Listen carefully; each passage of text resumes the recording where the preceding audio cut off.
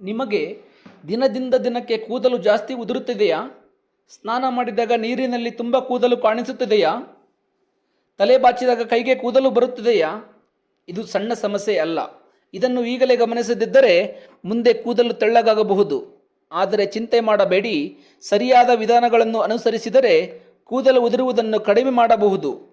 ಈ ವಿಡಿಯೋದಲ್ಲಿ ಸರಳ ಪರಿಣಾಮಕಾರಿ ಮನೆಮದ್ದುಗಳನ್ನು ನಿಮಗೆ ಹೇಳ್ತೀನಿ. ಭಾಗ 1. ಕೂದಲು ಯಾಕೆ ಉದುರುತ್ತದೆ? ಮೊದಲು ಕಾರಣ ತಿಳಿದುಕೊಳ್ಳೋಣ. ಒತ್ತಡದಿಂದ. ಹೆಚ್ಚಿನ ಒತ್ತಡ ಇದ್ದರೆ ಕೂದಲ ಬೇರುಗಳು ದುರ್ಬಲವಾಗುತ್ತವೆ. ಪೋಷಕಾಂಶಗಳ ಕೊರತೆ. ನಮ್ಮ ಆಹಾರದಲ್ಲಿ ಪ್ರೋಟೀನ್, ಐರನ್, ವಿಟಮಿನ್ ಕಡಿಮೆ ಇದ್ದರೆ ಕೂದಲು ಉದುರುತ್ತವೆ. ನಿದ್ರೆ ಕೊರತೆ. ಸರಿಯಾಗಿ ನಿದ್ರೆ ಮಾಡದಿದ್ದರೆ ದೇಹಕ್ಕೆ ವಿಶ್ರಾಂತಿ ಸಿಗೋದಿಲ್ಲ. ಇದು ಕೂದಲು ಉದುರುವುದರ ಮೇಲೆ ಪರಿಣಾಮ ಬೀರುತ್ತದೆ. ರಾಸಾಯನಿಕ ವಸ್ತುಗಳ ಬಳಕೆ. ಹೆಚ್ಚು ಶಾಂಪು ಯೂಸ್ ಮಾಡುವುದು, ಏರ್ ಕಲರ್, ಜೆಲ್ ಇವುಗಳನ್ನು ಹೆಚ್ಚು ಬಳಸಿದರೆ ಕೂದಲಿಗೆ ಹಾನಿಯಾಗುತ್ತದೆ. ಭಾಗ 2. ಮನೆಮದ್ದುಗಳು. ಪ್ರಮುಖ ಪರಿಹಾರ ನೋಡೋಣ. ವಿಧಾನ 1. ತೆಂಗಿನೆಣ್ಣೆ ಮತ್ತು ಈರುಳ್ಳಿ ರಸ. ಸ್ವಲ್ಪ ಈರುಳ್ಳಿ ರಸ ತೆಗೆದುಕೊಳ್ಳಿ, ಅದಕ್ಕೆ ತೆಂಗಿನೆಣ್ಣೆ ಸೇರಿಸಿ. ಇದನ್ನು ತಲೆ ಚರ್ಮಕ್ಕೆ ಹಚ್ಚಿ 30 ನಿಮಿಷ ಬಿಡಿ. ನಂತರ ತೊಳೆಯಿರಿ. ಇದು ಕೂದಲು ಬೇರುಗಳನ್ನು ಬಲಪಡಿಸುತ್ತದೆ. ವಿಧಾನ 2. ಅಲೋವೆರಾ. ಅಲೋವೆರಾ ಜೆಲ್ ತೆಗೆದುಕೊಳ್ಳಿ, ನೇರವಾಗಿ ತಲೆ ಚರ್ಮಕ್ಕೆ ಹಚ್ಚಿ 20 ನಿಮಿಷ ಬಿಡಿ. ನಂತರ ತೊಳೆಯಿರಿ.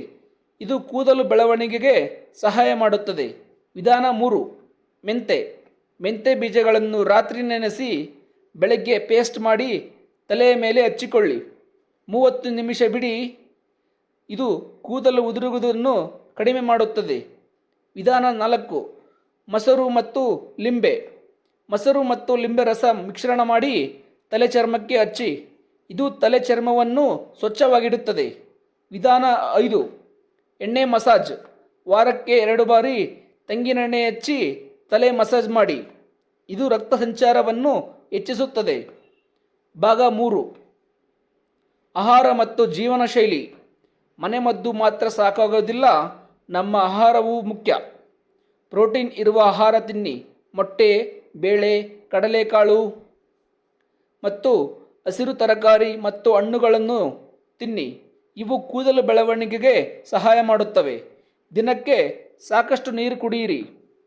ಒತ್ತಡ ಕಡಿಮೆ ಮಾಡಿ ಯೋಗ ಮತ್ತು ಧ್ಯಾನ ಮಾಡಿ. ದಿನಕ್ಕೆ 7 ರಿಂದ 8 ಗಂಟೆ ನಿದ್ರೆ ಮಾಡಿ.